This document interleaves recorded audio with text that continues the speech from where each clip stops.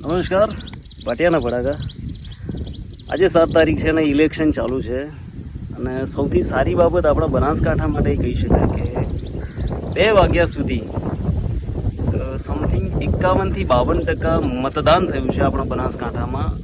એટલે 2 વાગ્યા સુધી વિક્રમજનક મતદાન થયું છે અને આપણા બનાસકાંઠાવાસીઓ ગુજરાતમાં ફર્સ્ટ નંબરે રહ્યા છીએ. 1 વાગ્યા સુધી તો ટોપમાં હતા જ, આપણે 48.49% મતદાન કર્યું હતું. 2 વાગ્યા સુધી 51-52% થઈ ગયું છે. મતદાતાઓ ખરેખર લોકશાહીના પર્વમાં મન મૂકીને મતદાન કરી રહ્યા છે. રિઝલ્ટ કોની તરફેણમાં આવે છે એ તો સમય જ બતાવશે, પરંતુ લોકો જે રીતે જાગૃત બન્યા છે, લોકો મતદાન કરવા માટે મતદાન મથકે જે રીતે આવ્યા છે એ માટે દરેક મતદાતાને સેલ્યુટ છે. બનાસકાંઠા વહીવટીતંત્રને પણ સેલ્યુટ છે કે એમને લોકોમાં આટલી બધી જાગૃતિ ફેલાઈ. એક બાજુ જ્ઞાનીબેન ઠાકોરનો સ્ટાર પ્રચાર થયો હતો, એમનો જે કહેવાય કે પ્રચાર બહુ તામઝામથી થયો હતો, બહુ ઝંઝાવાતી પ્રચાર થયો હતો. ત્યારે રેખાબેન જે કહેવાય કે રેખાબેન અને ચૌધરી સમાજે આજે તન તોડીને મહેનત કરી છે. એક વોટરને એમને મતદાન મથક સુધી લાવ્યા છે. એટલે જો કોઈ વિચારતા હોય કે એક પક્ષીય ચૂંટણી છે, તો બિલકુલ નથી. રિઝલ્ટ એવા આવશે કે તમે ચોંકી જશો.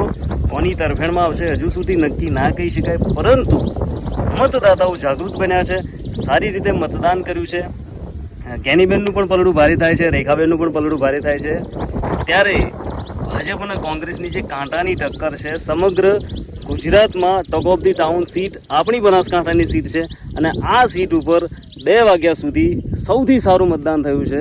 ત્યારે હવે 6 વાગ્યા સુધી શું થાય છે, અને હજુ પણ લોકોને અપીલ છે, મતદાતાઓને અપીલ છે કે જેને પણ વોટિંગ ના કર્યું હોય મતદાન મથક સુધી જાઓ, લોકશાહીના પર્વની ઉજવણી કરો, લોકશાહીમાં તમારી ભાગીદારી નોંધાવો. મેં તો મતદાન કર્યું જ છે, સવારે ઉઠીને 8 વાગે મેં કરી દીધું છે. તો લોકોને પણ અપીલ છે કે મતદાન કરો. અને આ ચૂંટણી ખરેખર બનાસકાંઠાની સૌથી ટક્કરની ચૂંટણી થઈ શકે છે. ઠાકોર વર્સિસ ચૌધરીની ચૂંટણી છે, પરંતુ એવું બિલકુલ નથી. લોકો જાગૃત છે. લોકો પક્ષ પાર્ટી શું જોઈને વોટ આપશે એ તો સમય જ કહેશે, પરંતુ અત્યારે તો પરિણામ ના કહી શકાય, કારણ કે બંને બાજુ તગડી મહેનત થઈ રહી છે.